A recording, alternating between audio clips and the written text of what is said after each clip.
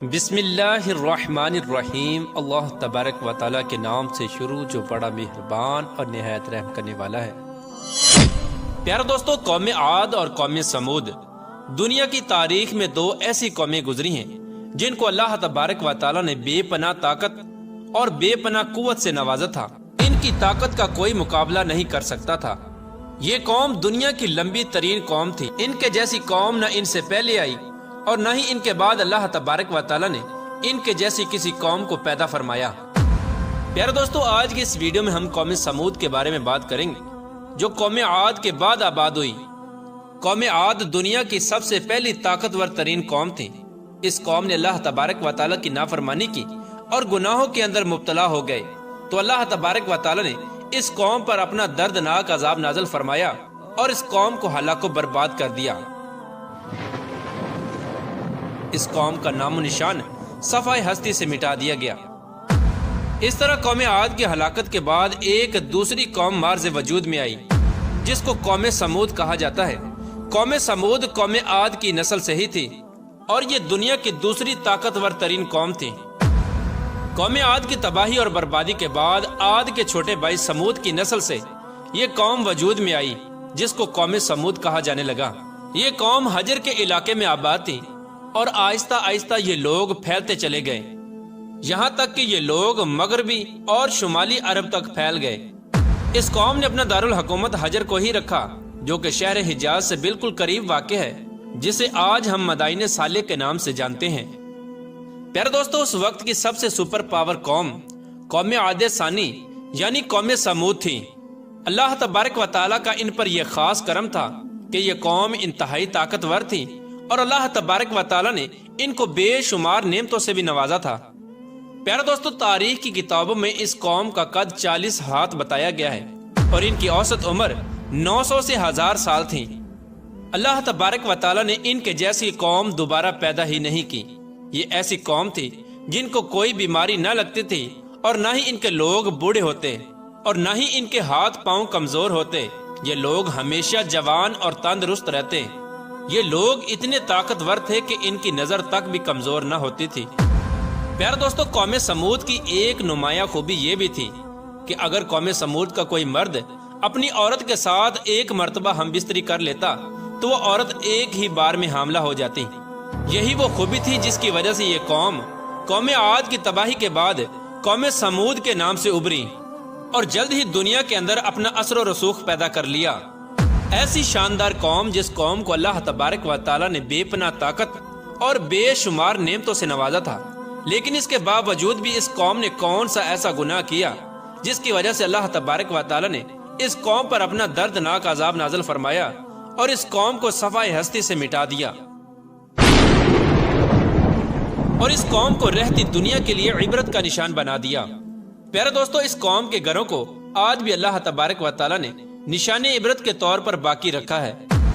یہ قوم بڑے بڑے پہاڑوں میں رہنے کی شوقین تھی۔ یہ لوگ بڑے بڑے پہاڑوں کو تراش کر اس کے اندر اپنے خوبصورت محلات بنایا کرتے تھے اور اسی کے اندر زندگی بسر کیا کرتے تھے۔ اللہ تبارک و تعالیٰ نے قوم سمود کو بہت کچھ عطا فرمایا تھا۔ سرسبز باغات، میٹھے پانی کی نہریں اور پتھریلی زمین پر ہر قسم کے پھل۔ اس قوم کے عالی شان محلات اتنے خوبصورت تھے کہ صرف دور دراز سے لوگ ان کے عالی شان محلات کو دیکھنے کے لیے آیا کرتے تھے۔ پیارے دوستو، قوم سمود اپنے عالی شان محلات اور سرسبز و شاداب باغات اور خوبصورت مرغزاروں اور نعمتوں کی فراوانی کی وجہ سے یہ قوم غرور اور تکبر میں آ گئی اور سرکشی کے نشے میں دھت ہو کر اللہ تبارک و تعالیٰ کی نافرمانیاں کرنے لگے اور اللہ تبارک و تعالیٰ کی وحدانیت کو چھوڑ کر اپنے ہاتھوں سے تراشے ہوئے بتوں کی پوجا کرنے لگے اور یہ بات بھی بھلا بیٹھے کہ کچھ عرصہ پہلے اللہ تبارک و تعالیٰ نے انہی کی قوم پر انہی گناہوں کی وجہ سے اپنا دردناک عذاب نازل فرمایا تھا اور اس قوم کو صفحہ ہستی سے مٹا دیا تھا۔ پیارے دوستو، اس دنیا کی طاقتور اور بدبخت قوم کی طرف اللہ تبارک و تعالیٰ نے اپنے پیارے نبی حضرت صالح علیہ السلام کو مبعوث فرمایا تھا۔ چنانچہ حضرت صالح علیہ السلام نے اللہ تبارک و تعالیٰ کے حکم کے مطابق اس قوم کو بت پرستی سے منع کیا اور اللہ تبارک و تعالیٰ کی وحدانیت کی طرف بلایا اور ایک سچے خدا کی عبادت کرنے کا حکم دیا۔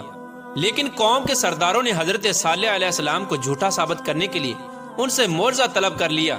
اس قوم کے سردار حضرت صالح علیہ السلام سے کہنے لگے کہ آج تک جو بھی نبی آیا وہ اپنے ساتھ کوئی نہ کوئی معجزہ لے کر آیا، اگر تم اللہ تبارک و تعالیٰ کے سچے نبی ہو تو ہم کو معجزہ دکھاؤ۔ چنانچہ حضرت صالح علیہ السلام نے اس قوم کے سرداروں سے پوچھا کہ آپ لوگ کون سا معجزہ چاہتے ہو؟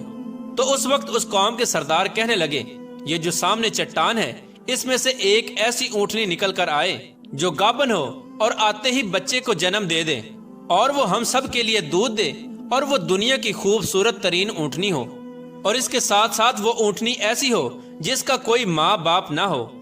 چنانچہ حضرت صالح علیہ السلام نے ان سرداروں کی یہ بات سن کر اللہ تبارک و تعالیٰ کی بارگاہ میں یہ دعا کی،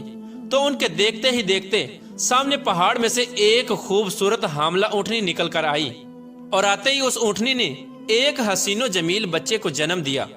اس وقت اس اونٹنی کے تھن دودھ سے بھرے ہوئے تھے، اور اس اونٹنی نے اتنا دودھ دیا کہ سب لوگوں نے پیٹ بھر کر دودھ پی لیا۔ اس کے باوجود بھی دودھ وافر مقدار میں موجود تھا۔ چنانچہ حضرت صالح علیہ السلام کا یہ عظیم الشان معجزہ دیکھ کر وہ تمام قوم اور اس کے سردار لاجواب ہو گئے، اور اس بدبخت قوم کے سردار حضرت صالح علیہ السلام سے کہنے لگے کہ اے صالح علیہ السلام، یہ تو سراسر جادو ہے۔ اس طرح اس قوم کے بدبخت سرداروں نے اور اس قوم نے یہ معجزہ دیکھنے کے باوجود بھی حضرت صالح علیہ السلام پر ایمان لانے سے انکار کر دیا، اور اسی طرح اپنے کفر و شرک پر اڑے رہے۔ چنانچہ اس قوم کے کچھ لوگوں نے حضرت صالح علیہ السلام کی اونٹنی کو نقصان پہنچانے کی کوشش کی، تو حضرت صالح علیہ السلام نے ان لوگوں سے کہا کہ یہ اللہ تبارک و تعالیٰ کی بھیجی ہوئی اونٹنی ہے جو تمہارے لیے ایک معجزہ ہے۔ اب تم اس اونٹنی کو اللہ تبارک و تعالیٰ کی زمین میں چھوڑ دو، اور اسے کسی قسم کی تکلیف نہ پہنچانا، ورنہ اللہ تبارک و تعالیٰ کا دردناک عذاب تمہیں پکڑ لے گا۔ معزز ناظرین، اس طرح اللہ تبارک و تعالیٰ کی وہ بھیجی ہوئی اونٹنی اور اس کا بچہ قوم سمود کے کھیتوں میں پورا دن چرتے اور ان کے چشموں کا سارا پانی پی جاتے۔ یہ ماجرا دیکھ کر قوم سمود نے حضرت صالح علیہ السلام کی بارگاہ میں شکایت کی کہ اونٹنی اور اس کا بچہ چشمے کا سارا پانی پی جاتے ہیں اور ہم کو پینے کے لیے پانی نہیں ملتا۔ تو ان کی یہ شکایت سن کر حضرت صالح علیہ السلام نے ان کے لیے دن مقرر کر دیے، اور اس طرح اس چشمے کے پانی کو بانٹ دیا۔ ایک دن حضرت صالح علیہ السلام نے اس اونٹنی کے لیے مقرر کر دیا، اور دوسرا دن اس چشمے کا پانی قوم سمود کے لیے مقرر ہو گیا۔ پیارے دوستو، جس دن وہ اونٹنی پانی پیتی اس دن وہ دودھ بھی زیادہ دیتی، اور دودھ اتنا ہوتا کہ دن اور رات میں ختم ہی نہ ہوتا۔ جس طرح کہ اللہ تبارک و تعالیٰ قرآن پاک میں اس بات کی طرف اشارہ کرتے ہوئے ارشاد فرماتا ہے، اور حضرت صالح علیہ السلام نے اپنی قوم سے کہا کہ یہ اونٹنی ہے، ایک دن اس کی پانی کی باری ہے اور ایک معین دن تمہاری پانی کی باری ہے، اس کو کوئی تکلیف نہ دینا، ورنہ اللہ تبارک و تعالیٰ کا دردناک عذاب تمہیں پکڑ لے گا۔ پیارے دوستو، اس طرح کچھ ہی دنوں بعد قوم سمود اس اونٹنی سے تانگ آ گئی، کیونکہ جس دن وہ اونٹنی پانی پیتی اس دن ان کو پینے کے لیے پانی نہ ملتا۔ اور ویسے بھی قوم سمود کے سرداروں نے حضرت صالح علیہ السلام کی اس اونٹنی کو ایک جادو قرار دے رکھا تھا۔ خیر، قوم سمود کے ایک طاقتور سردار کی بیوی جس کا نام صدوق تھا، اس عورت کے دو انتہائی خوبصورت اور حسین و جمیل بیٹیاں تھیں، ان کی عمریں 12 اور 14 سال تھیں۔ اس عورت نے حضرت صالح علیہ السلام کے بیٹے کو یہ لالچ دیا کہ اگر تم اپنے گھر میں موجود اونٹنی کو رات کے اندھیرے میں قتل کر دو تو میں اپنی دونوں بیٹیاں انعام کے طور پر تمہیں دے دوں گی۔ چنانچہ حضرت صالح علیہ السلام کی اولاد چونکہ نیک تھی، لہٰذا وہ اس عورت کے اس جال میں نہ پھنسے۔ پھر اس کے بعد اس صدوق نامی عورت نے پوری قوم میں یہ اعلان کر دیا کہ جو بھی شخص حضرت صالح علیہ السلام کی اس اونٹنی کو قتل کرے گا، میں اپنی دونوں کنواری بیٹیوں کا نکاح ان کو دے دوں گی۔ اس عورت کا یہ اعلان سنتے ہی اس قوم کے دو نوجوان جن کا نام مصدع ابن دہر اور کیدار بن سالف تھا، ان دونوں بدبختوں نے مل کر اسی رات حضرت صالح علیہ السلام کی اس اونٹنی کو ذبح کر دیا۔ اس طرح اللہ تبارک و تعالیٰ کی اس بھیجی ہوئی اونٹنی کو ذبح کرنے کے بعد قوم سمود حضرت صالح علیہ السلام سے کہنے لگی کہ اگر تم اللہ تبارک و تعالیٰ کے سچے رسول ہو تو ہم پر وہ عذاب نازل کرو جس عذاب سے تم ہم کو ڈراتے ہو۔ اس طرح اس اونٹنی کے قتل ہونے کی خبر سن کر حضرت صالح علیہ السلام بے حد پریشان ہوئے اور زاروں کی طرح رونے لگے۔ چنانچہ اس طرح اس اونٹنی کو قتل کرنے کے بعد اس بدبخت قوم نے حضرت صالح علیہ السلام کو قتل کرنے کا بھی ارادہ کر لیا، جس طرح کہ اللہ تبارک و تعالیٰ قرآن پاک میں ارشاد فرماتا ہے، آخر کار انہوں نے اونٹنی کو قتل کر دیا اور اپنے پروردگار کے حکم سے سرکشی کی اور کہنے لگے کہ جس چیز سے تم ہم کو ڈراتے ہو، اگر تم اللہ تبارک و تعالیٰ کے سچے پیغمبر ہو تو اس عذاب کو ہم پر لے آؤ۔ اس طرح جب اس قوم نے اللہ تبارک و تعالیٰ کی بھیجی ہوئی اس اونٹنی کو قتل کر دیا اور اپنی نافرمانی میں حد سے زیادہ بڑھ گئے اور خود ہی اللہ تبارک و تعالیٰ کے عذاب کو طلب کر لیا، تو حضرت صالح علیہ السلام قوم سمود سے کہنے لگے کہ اب اللہ تبارک و تعالیٰ کے دردناک عذاب سے تم لوگوں کو کوئی نہیں بچا سکتا۔ چنانچہ حضرت صالح علیہ السلام کی یہ بات سن کر اس قوم کے 9 بدبخت لوگوں نے یہ ارادہ کیا کہ اب حضرت صالح علیہ السلام کو یقیناً قتل کر دیا جائے۔ چنانچہ یہ 9 افراد ایک پہاڑ کے پیچھے چھپ کر حضرت صالح علیہ السلام کا انتظار کرنے لگے کہ کب حضرت صالح علیہ السلام یہاں سے گزریں اور معاذ اللہ ہم ان کو قتل کر دیں۔ لیکن اللہ تبارک و تعالیٰ کی حکمت ایسی ہوئی کہ اللہ تبارک و تعالیٰ نے اسی رات ان 9 افراد پر پتھروں کی بارش برسا دی، جس کی وجہ سے وہ 9 کے 9 افراد ہلاک ہو گئے، اور صبح پوری قوم کے لوگوں نے ان 9 افراد کی لاشوں کو دیکھا۔ اس طرح اللہ تبارک و تعالیٰ کے دردناک عذاب اور ان 9 افراد کی لاشوں کو دیکھنے کے باوجود بھی قوم سمود اپنی سرکشی سے باز نہ آئی اور اسی طرح بت پرستی کے اندر مبتلا رہی اور اللہ تبارک و تعالیٰ کی نافرمانیوں میں مزید حد سے بڑھنے لگے۔ اس طرح جب حضرت صالح علیہ السلام کی قوم قابل ہدایت نہ رہی تو اس وقت حضرت صالح علیہ السلام نے اپنی قوم سے کہا کہ تمہارے پاس صرف 3 دن باقی بچے ہیں، جتنی چاہے عیش و عشرت کر لو اور شراب و شباب میں گزار لو۔ 3 دن کے بعد اللہ تبارک و تعالیٰ کا دردناک عذاب تمہارا منتظر ہے۔ جس طرح کہ اللہ تبارک و تعالیٰ قرآن پاک میں ارشاد فرماتا ہے کہ جب انہوں نے اس اونٹنی کو قتل کر دیا تو حضرت صالح علیہ السلام نے اپنی قوم سے کہا کہ 3 دن اپنے گھروں میں فائدہ اٹھا لو اور یہ وعدہ جھوٹا نہیں۔ اس طرح جب حضرت صالح علیہ السلام نے اپنی قوم کو اللہ تبارک و تعالیٰ کے دردناک عذاب کی وعید سنائی